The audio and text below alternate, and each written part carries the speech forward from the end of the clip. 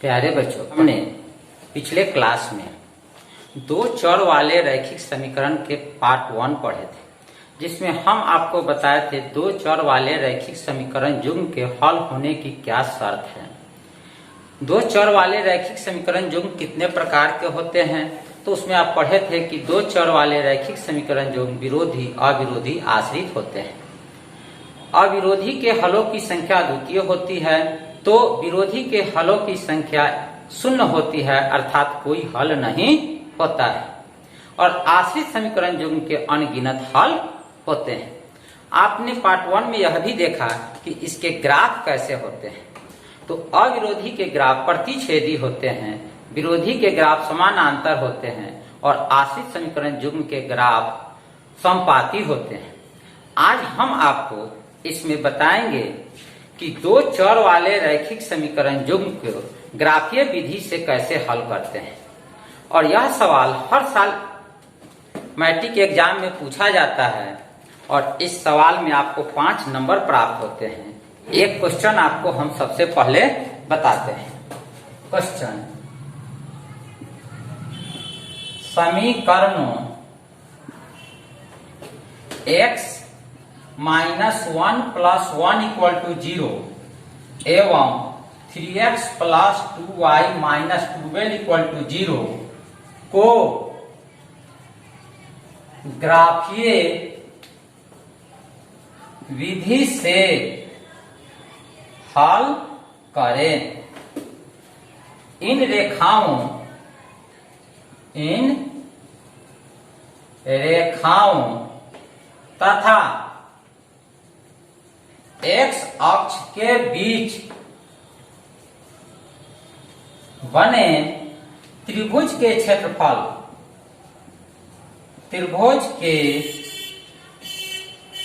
क्षेत्रफल ज्ञात करें।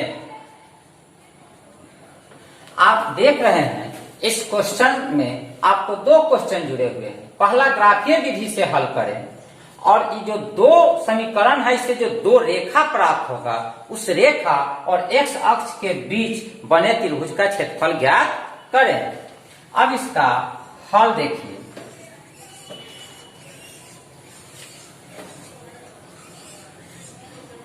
समीकरण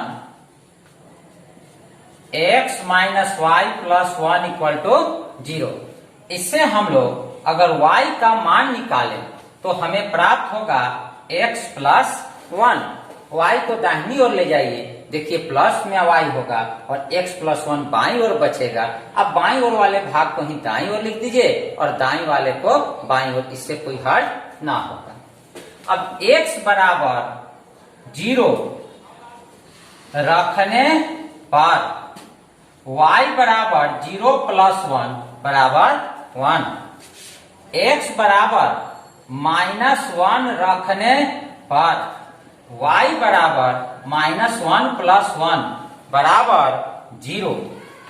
x = 2 रखने पर y = 2 + 1 = 3। अब जरा इसका मान सारणी देखिए। मान सारणी x y, x का मान 0 तो y का मान 1, x का मान -1 तो y = 0, x का मान 2 तो y = 3। ग्राफ खींचने के लिए दो मान की जरूरत पड़ती है, लेकिन सही ग्राफ प्राप्त हो, उसमें गलती ना हो, इसलिए आप 3 या 3 से अधिक मान को रखिएगा।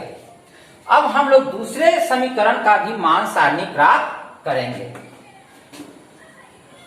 दूसरा समीकरण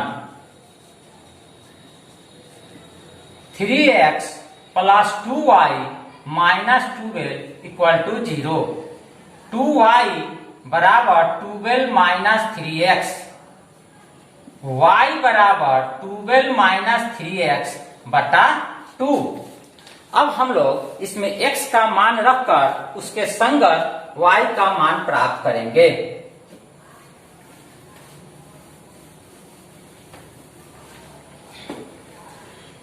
x = 0 रखने पर y equal to 12 minus 3 into 0 by 2, 12 minus 0 by 2, 12 by 2 equal to 6। अब x इक्वल टू 4 रखने पर y equal to 12 minus 3 into 4 by 2, 12 minus 12 by 2 equal to 0 by 2 0। x equal to 2 रखने पर y equal to 12 minus 3 into 2 by 2, 12 minus 6 by 2, 6 by 2 equal to 3। अब समीकरण 3x plus 2y minus 12 equal to 0 के लिए मान सारणी x y, x equal to 0 तो y equal to 6, y equal to 2 तो x equal to 3, y equal to 4 तो x equal to 0। इस तरह हम लोगों ने दोनों समीकरण के 3 हल प्राप्त कर लिए। अब इन हलों को ग्राफ पेपर पर रखकर ग्राफ खींचेंगे और उसका कटान बिंदु x और y का मान देगा।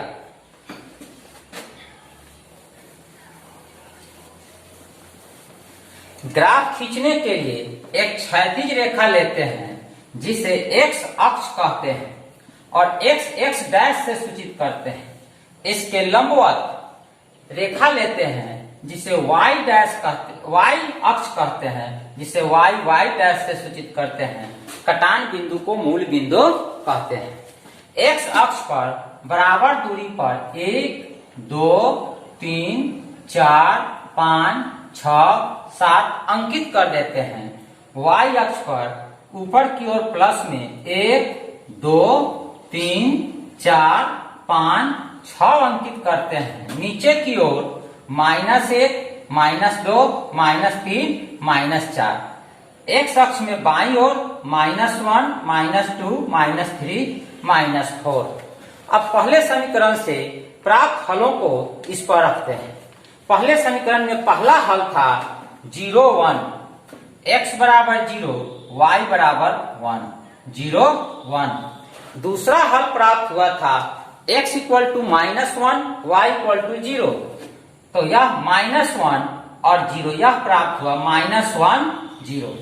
तीसरा प्राप्त हुआ था x इक्वल टू 2 और y इक्वल टू 3, 2 3। अब इन सभी बिंदुओं को एक स्केल की सहायता से आप इसे मिला दीजिए और एक सिरे पर लिख दीजिए x minus y equal to 1। अब आप पहले समीकरण का ग्राफ इस बोर्ड पर देख रहे हैं। इसी तरह दूसरे समीकरण का ग्राफ खींचेंगे। दूसरे समीकरण का पहला हल है x equal to 0 y equal to 6, यह 0 6।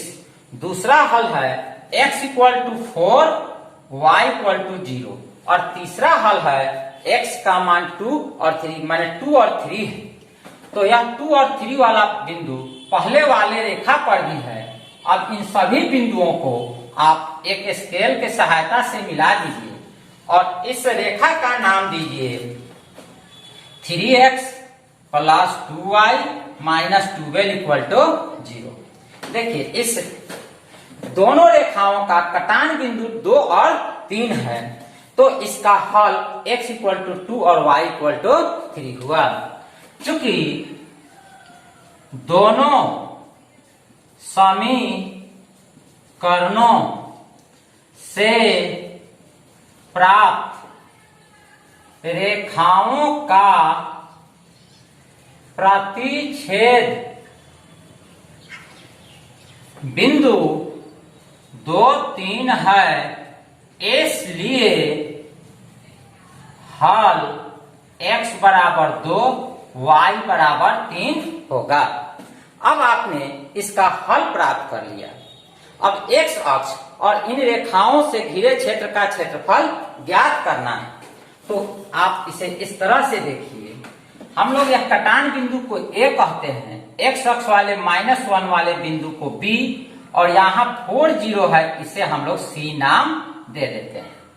तो यही वह त्रिभुज हुआ जिसे हम रेखांकित कर रहे हैं। यहां से एक लंब डालेंगे तो यह बिंदु 2 पर आकर मिलेगा। तो हम लोग इस लंब रेखा का नाम AN दे देते हैं। आप जानते हैं त्रिभुज का क्षेत्रफल बराबर 1/2 आधार गुना ऊंचाई। अतः त्रिभुज ABC का क्षेत्रफल बराबर 1/2 आधार BC गुना AN। 1/2, जरा BC का मान देखिए, B से C तक कितने इकाई हैं? आप यहां से जोड़िएगा, -1 से 0 1, 0 से 1 2, 1 से 2 3, 2 से 3 4 और 4 से 3 से 4 5, अर्थात 1 खंड 2 खंड 3 4 5। BC का मान 5 है। अब AN का मान देखिए A से N तक की दूरी या 3 तक के ऊंचाई के बराबर है, क्योंकि यहाँ का y निर्देशांक 3 है, इसलिए AN बराबर 3। चूंकि BC बराबर 5 और AN बराबर 3, इसलिए 5 और 3 को गुना कर दीजिए, 15/2, अर्थात त्रिभुज ABC का क्षेत्रफल 15/2 7.5 वर्ग इकाई हुआ। इस तरह से आप यह देखिए कि मैट्रिक के एग्जाम में इस तरह के क्वेश्चन निश्चित रूप से आते हैं। आप इसको भली भांति 2-4 बार बना करके अभ्यास कर लीजिए और परीक्षा में इसे जरूर बना दीजिएगा। 5 नंबर का यह प्रश्न पूछा जाएगा। अब अगला प्रश्न देखिए।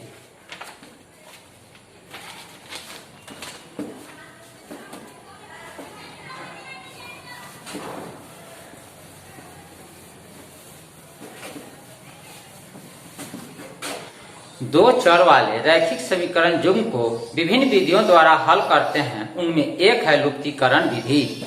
अब हम आपको लुप्तीकरण विधि द्वारा दो चर वाले रैखिक समीकरण युग्म का हल बताते हैं। एक समीकरण है 3x जोड़ 4y बराबर 10, 2x घटाओ 2y बराबर 2 को हल करें। हल समीकरण युग्म। पहला समीकरण 3x जोड़ 4y बराबर 10, 2x घटाओ 2y बराबर 2। हम लोग इस तरह के समीकरणों को हल करने के लिए x या y के गुणांक को आपस में बराबर बनाते हैं। जरा फर्स्ट में देखिए, x का गुणांक 3 है, इसे हम लोग समीकरण 2 में गुना कर देंगे। फिर 2 में x का गुणांक 2 है, इसे हम लोग समीकरण 1 में 2 से गुना कर देंगे। तो पाएंगे कि 2 से 3 में गुना करने पर 6 होगा और 3 से 2 में भी गुना करने पर 6 होगा। इस तरह x के गुणांक आपस में बराबर हो जाएंगे। तो समीकरण 1 में 2 से तथा समीकरण 2 में 3 से गुना कर घटाने पर, देखिए जब पहले समीकरण का x का गुणांक दूसरे समीकरण के x का गुणांक अगर एक ही चिन्ह में हो तो उसे घटा दीजिए, अगर चिन्ह का अंतर हो तो उसे जोड़ दीजिए। ऐसा करने से x वाला दोनों समीकरण में x वाला भाग कैंसिल हो जाएगा और y का मान प्राप्त होगा। तो गुना कीजिए, 2 गुना 3 2 तिहाई 6x, 2 गुना 4 8y और 2 गुना 10 20, 3 गुना 2 6x, 3 गुना 2 6y बराबर 6। घटाते समय दूसरे समीकरण के जो भी चिन्ह है वह बदल जाते हैं। यहाँ प्लस है तो माइनस, माइनस है तो प्लस और फिर प्लस है तो माइनस। अब दूसरे समीकरण के जो ऊपर जो चिन्ह आप देख रहे हैं प्लस माइनस प्लस, इसका उपयोग न करके बदले हुए चिन्ह का उपयोग करते हैं। अब 6x प्लस में है और 6x माइनस में है, यह दोनों कैंसिल हो जाएगा। अब 8y और 6y दोनों जोड़ में है, जोड़ दीजिए 8 और 6 14y, 20 में 6 घटा दीजिए 14। अब बताइए y का मान 14/14 कट करके 1, इसलिए y बराबर 1। समीकरण 1 में y बराबर 1 रखने पर 3x जोड़ 4, y के जगह 1 रखिए बराबर 10। 3x जोड़ 4 बराबर 10। 3x बराबर 10 घटा 4, x बराबर 6/3 कट करके 2। अतः हल x बराबर 2, y बराबर 1। इस तरह से हम लोग लुप्तीकरण विधि से प्रश्नों को हल करते हैं। आप दो चर वाले रैखिक समीकरण के एक्सरसाइज को देख करके उसमें जितने भी प्रश्न इस तरह के लुप्तीकरण विधि पर हो उसे आप हल करके उसे बनाने का अभ्यास कीजिए। आज हम लोग अपना प्रश्नावली यहीं पर समाप्त करते हैं। अब अगले दिन इसके आगे आपको बताएंगे।